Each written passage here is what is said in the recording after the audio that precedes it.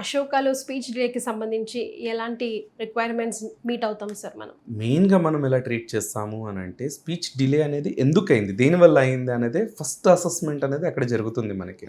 అంటే we're not only assessing speech, we're assessing complete child development అనమాట. ఎక్కడెక్కడ miss అవుతున్నాడు, ఏం మిస్ అవుతున్నాడు అనేది మనం చూస్తాము. ఎందుకని అంటే స్పీచ్ అనేది ఎప్పుడైనా secondary to delay, it is not primary delay అండి.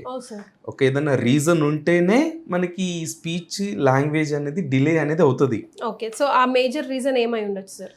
Most of the time what we're seeing is, ఇప్పుడు అంటే పిల్లల మోటార్ మైల్ స్టోన్స్ బాగున్నాయి, అంటే ఈ నడవడం, నిలబడడం, పరిగెత్తడం అంతా బాగానే ఉంది, నెక్ హోల్డింగ్ అంతా బాగానే ఉంది, దాన్ని మోటార్ డెవలప్మెంట్ అంటాం కదా.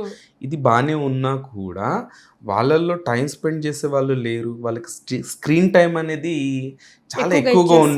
చాలా ఎక్కువగా ఉండడము అనేది ఉండడం వల్ల కూడా మనకి స్పీచ్ డిలే అనేది ఎక్కువగా చూస్తాం మనం.